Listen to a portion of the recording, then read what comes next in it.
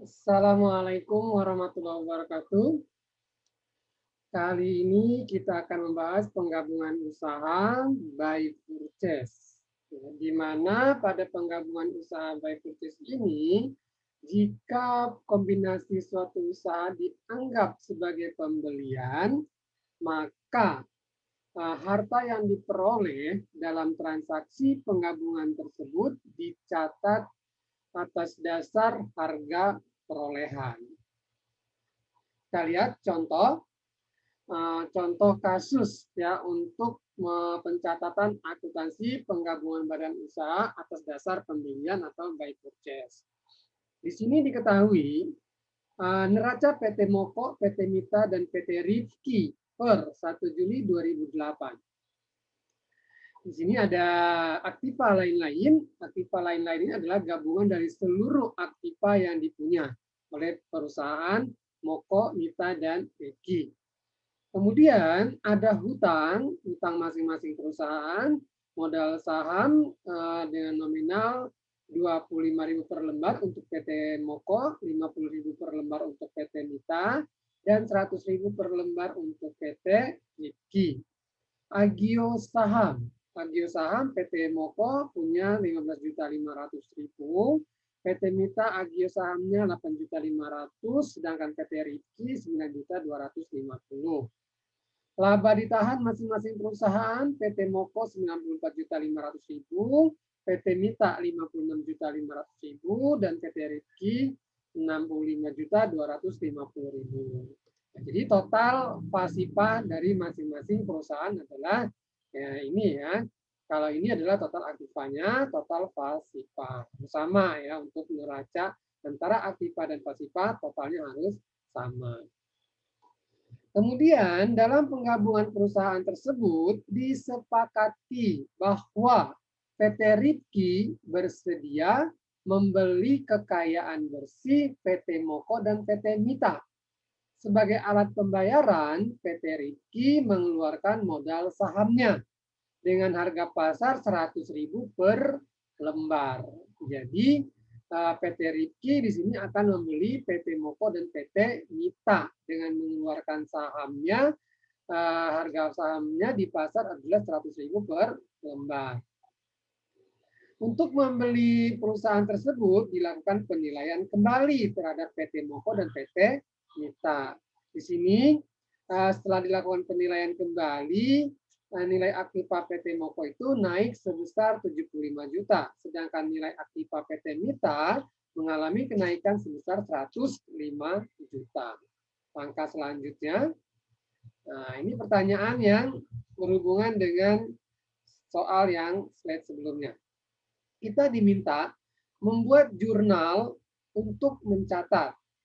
Yang pertama, kepemilikan aktiva, pengakuan hutang, dan pengeluaran modal oleh PT Rifki. Kemudian diminta menjurnal lagi pada saat penyerahan kekayaan bersih dan penerimaan modal saham serta laba kenaikan kekayaan. Dalam hal ini, jurnal dibuat oleh PT Moko dan PT Mita.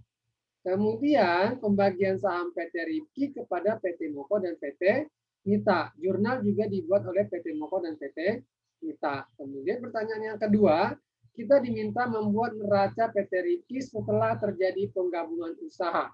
Setelah PT Moko dan PT Mita dibeli oleh PT Rifki, kita membuat neraca yang baru. Sekarang kita lihat.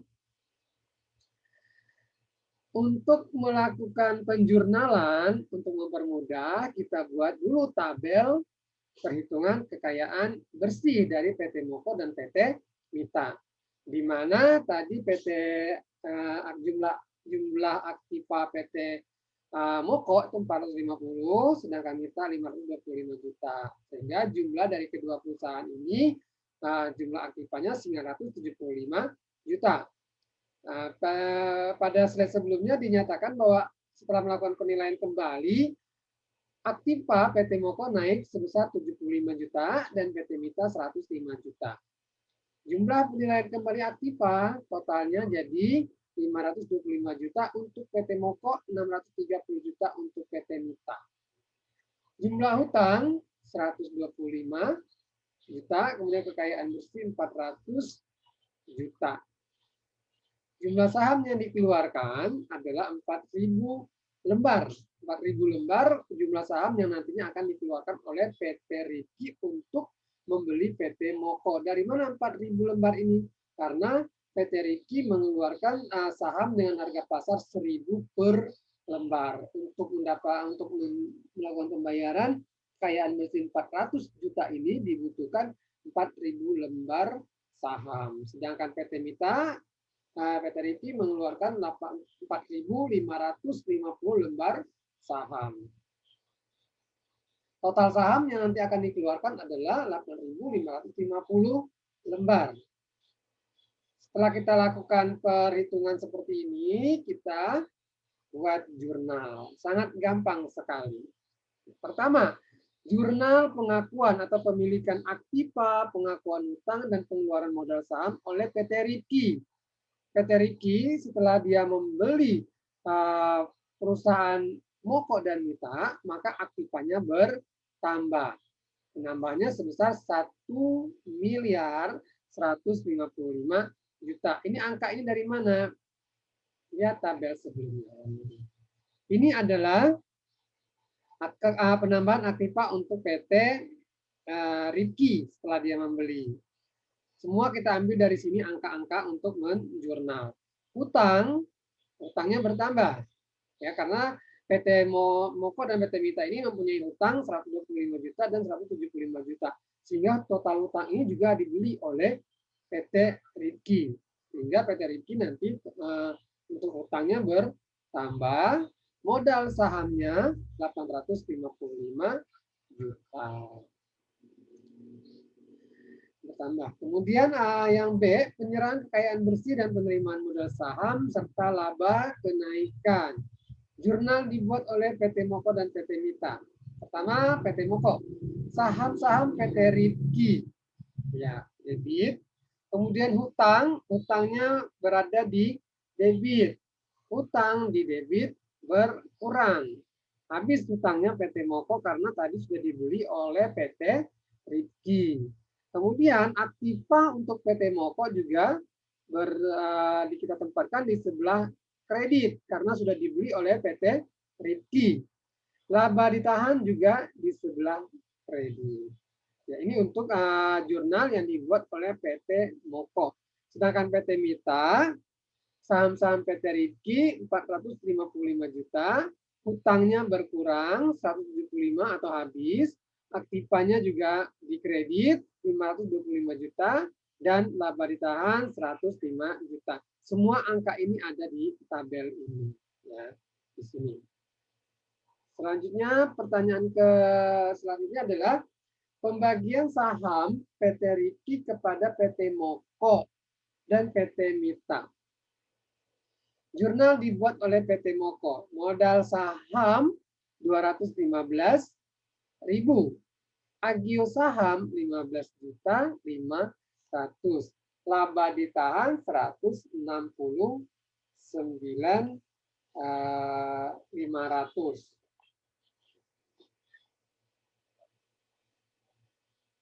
Saham-saham PT Riki 400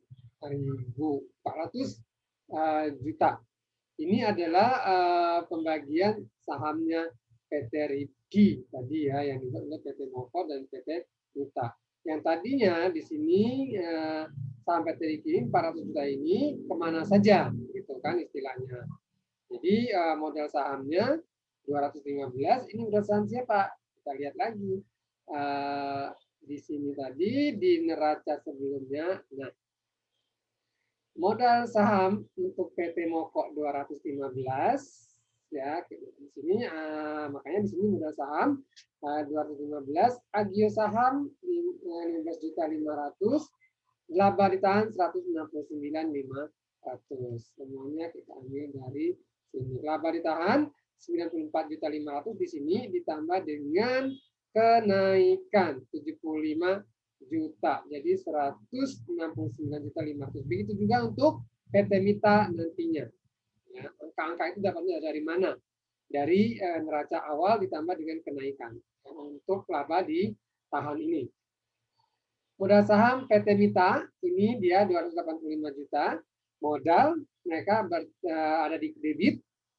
Kalau kredit berarti bertambah, debit berkurang ya. Modal sahamnya sudah berkurang, sudah habis ya, dibeli oleh PT Rifki.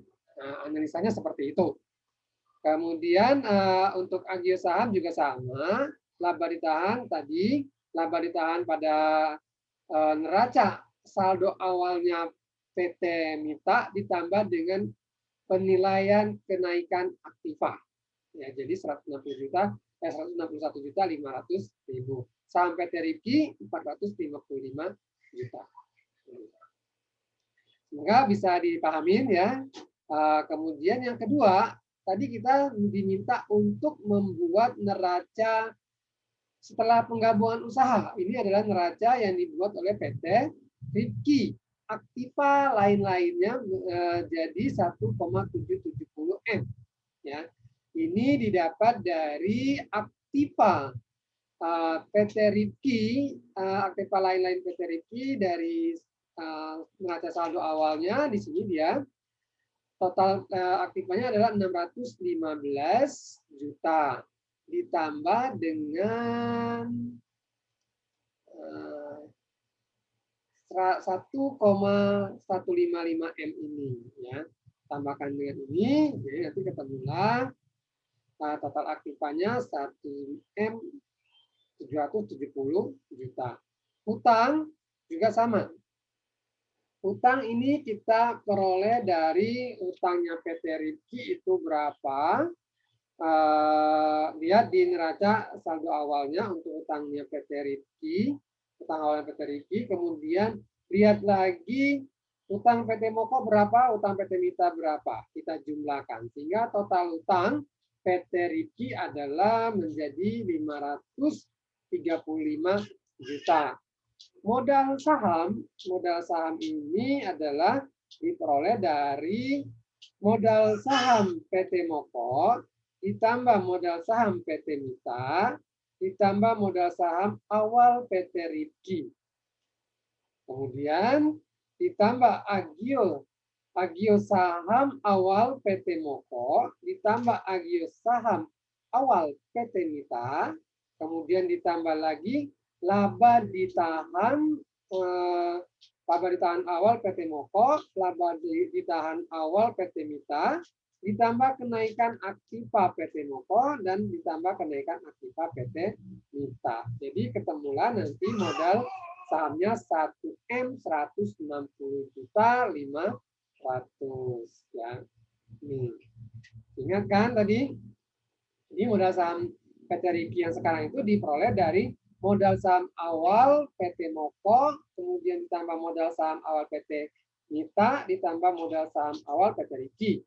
Ditambah lagi agio saham awal PT Moko, ditambah agio saham PT Mita, ditambah laba ditahan PT Moko, laba ditahan PT Mita, dan kenaikan PT Moko dan aktiva PT Moko dan aktiva PT Mita.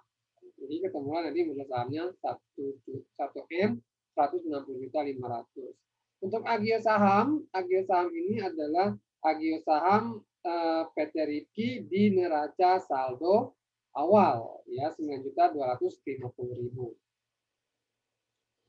Laba ditahan juga lihat pada neraca saldo, pada neraca awal, bukan laporan neraca awal yang tadi di slide pertama. Sehingga jumlah utang dan modal PT Rifki setelah penggabungan usaha jadi 1M 770 juta. Ya. Oke, demikian semoga dapat dipahami. Jika belum jelas, silakan sampaikan pertanyaannya. Wassalamualaikum warahmatullahi wabarakatuh.